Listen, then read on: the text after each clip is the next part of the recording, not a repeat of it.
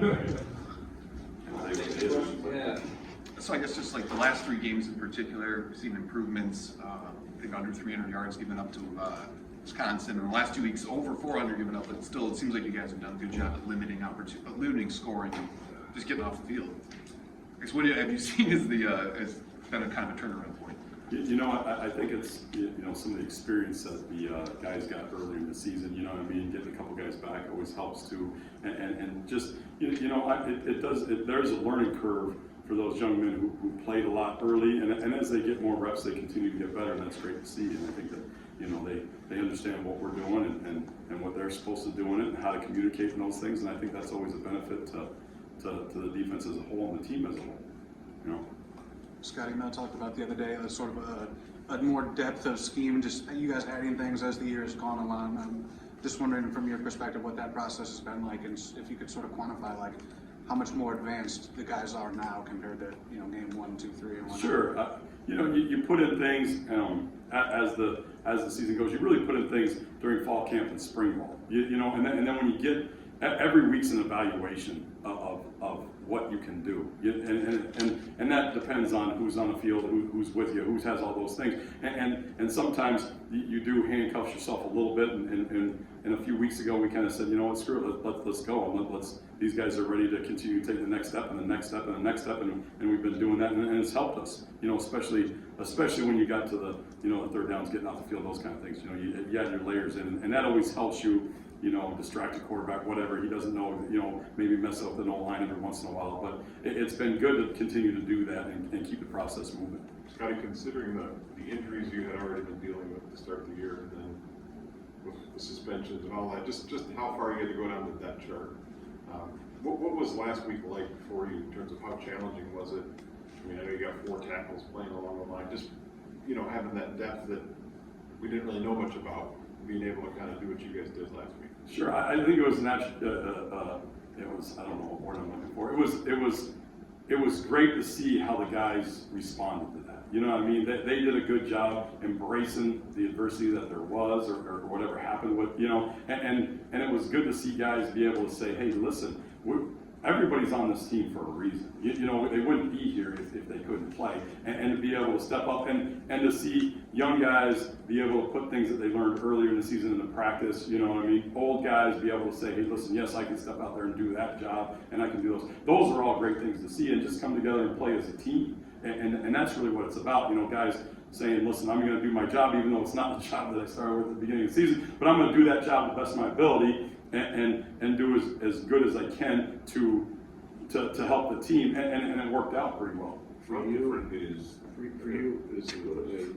when you've got the injuries, particularly in game. Sure. Like, are you cognizant of that, or like is that just up to the position coaches to kind of handle? And like particularly, like I'm thinking about Avery Dunn going out there at that one point. Now you're literally left with all pretty much defensive tackles to go with that.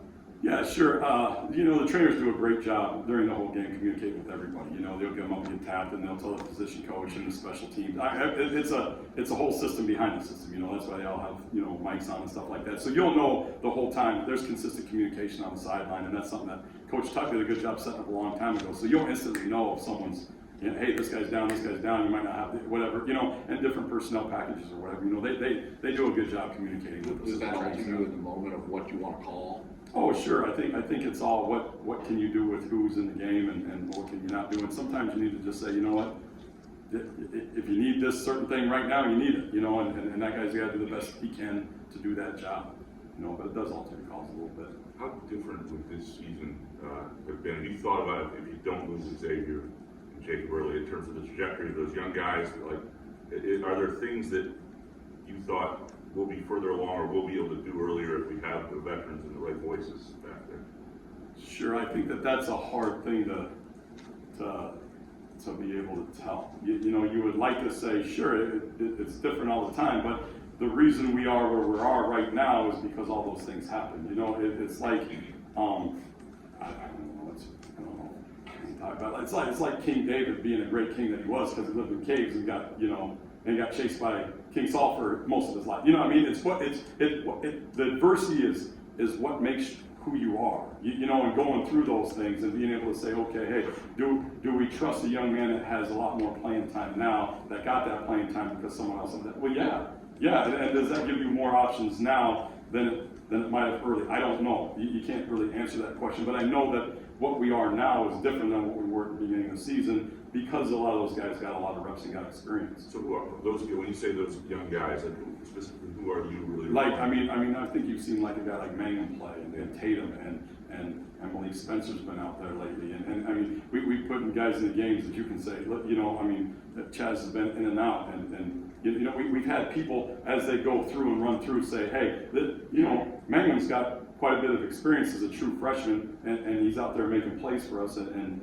showing what we can do now. And when you come into a season, do you always trust a true freshman? You know, I mean, that's always one of those, hey, yeah, sure, we trust him, but it's really time to put him in the, you know, but it forces you to do that, and he gets experience, and now you say, listen, you got no problem with him being on the field a lot, you know? Got guys like that, or even the D tackles where we say, listen, we're nicked up early. Well, all those guys got experience, and now they understand the whole scheme. So to move one to a defensive end it's different, sure, but it's not gonna impact you as it might have done it week one. You know, those kind of things. Scottie, what did you see from Malik Spencer? He looked like he was confident and was willing to communicate and run around a little bit up there. That's right. I mean, he's done. I mean, he's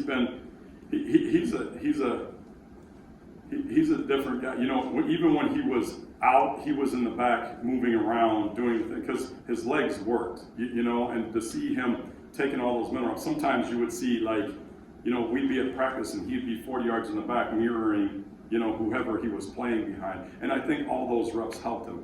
You know, I think that, you know, as he continues to get better, he'll be able to communicate better. I think that's one of the things that he still needs to work on a little bit. But, you know, at least he's not out there taking reps for the first time like he just got back on the field. You know, he put himself in a position and worked himself into being able to move and do all the things you need him to do. And you know, when you're out there and you're making all the calls, it's a little bit different. But, you know, he's working himself into that role and doing some good things. You've been doing this a long time. Is there anything in your career you could draw upon? Not to say it would be the same, obviously, but to go through 1 week you got these guys, and next week there's 8 guys that were part of the travel roster that are just out of the mix. You know, I think every season is different, and to say that exact things happened to anybody before, no, I don't know. But there's been seasons you've been through before where, hey, you're projected to be here, you know, you're the best team in the country, or you're whatever, and then you do lose a guy or two, you know, or we've been, you know, I've been part of a roster that was already depleted before we started just because of we were limited scholarships and things like, you know, so you get those different situations, and every place has a unique set of adversity that comes along, and it makes you stronger, and every place has a unique strength that makes you stronger, and you can really lean on it. You know, like here, the culture is so good. The guys work so hard. You know, they'll go out there and hit anybody. You know what I mean? And they'll try as hard as they can. And those things are great things that our players have. It's been built in this culture, you know, for a long time. And really, these guys embrace. And you can see it when you get. You know, sometimes you end up in the red zone, how you get that, whatever, but they don't care. You know, they're going to keep, as long as there's an inch to play, they're going to defend it, you know, and that's what you love about these guys is they do work, they'll fight until the end of the game, no matter what happens, they'll play the next play, no matter what, they work as hard as they can all the time, and that's what you love about them, and that's why they still go through all the adversity that we've had. Scottie, considering the way it was going early in the season, 4 straight losses, a lot of the outside pressure of what's going on with the defense, to see the way this thing kind of turned around the last few weeks, the way you guys, your unit in particular, has played such a big role, does that make it more gratifying to you? Do you pay any attention whatsoever to the noise and the nonsense outside? You really try not to. Yeah. You know, I mean, it's something that Coach Tux talks to the team about too. You know what? Who knows what's really going on are the guys in the building, and you try to shield them from as much as you can, and to do it, you know, I always make fun of it. Sure, there's stuff that I'd love to do, but you don't because you're a coach and you try to, you know, portray that. So, you know, you try to stay away from that as best you can. Sure, you hear it. You know, you don't exactly know what's being said about you outside, but you know it's bad or it's whatever. And the truth is never about that. You know, I mean, we talked about how, you know, at the beginning of the season, we talked about, you know, how yeah, we were number 1 in sacks, well, because we saw more passes. And, you know, things, there's truth within all those things that you hear, good or bad. You know, and what's the real reason why? And as a coach, you try to stay in that truth as best you can and block out all the other things that you can. You do your best. Yeah, that's more Chris and then I'm wondering about blending more 4-3. What's allowed you guys to do that?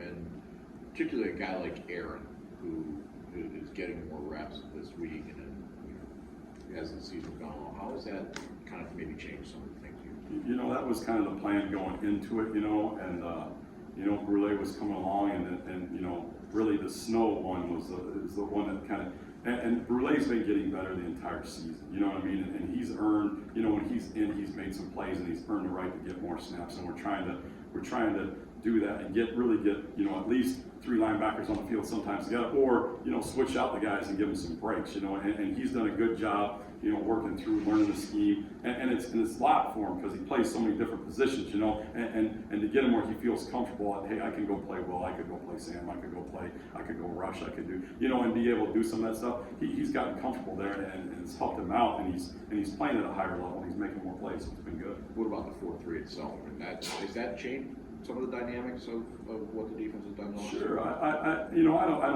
I don't know, because Snow really played that, you know, spot some last year, so it was a little bit like we were. You know, we had kind of that hybrid dude that could do a little bit of everything. But I think that it's made you more stout in certain situations when you needed it, for sure. You know, I mean, that's what you always want to do. You want to try to match personnel the best you can. You know, whatever personnel that come out. Whoever his offense is 30% on 3rd downs, doesn't really do anything that's really that scary.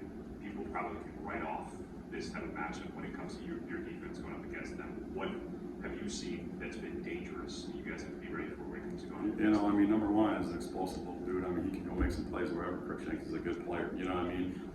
They have played a bunch of different quarterbacks, so to see who they're going to play in there. You know what I mean? I know their backs have been nicked up and they've got a little bit of an injury bug, but there's some guys in there that run really hard and do some stuff. You know, so and they always have. I'm sorry, I don't remember his name. 21 is a dude that plays everywhere. You know what I mean? He's a weapon whether he's a quarterback or a tight end or he's split out or he's carrying the ball or doing whatever. You know, they have some different things and some different things schematically that like everybody, like we saw last week, you know, if we're not on our game and we're not focused on each snap, you know, one play, you know, turn a 67-yard touchdown, and you know, you take away, you know, but you never know when that play is going to be. And everybody, I think, in the Big Ten, everybody knowing that you play in football has a guy that can do those things and hurt you if you're not focused and you're not right and you're not communicating, you're not the right thing or whatever happens to you, and you try to limit those things best you can.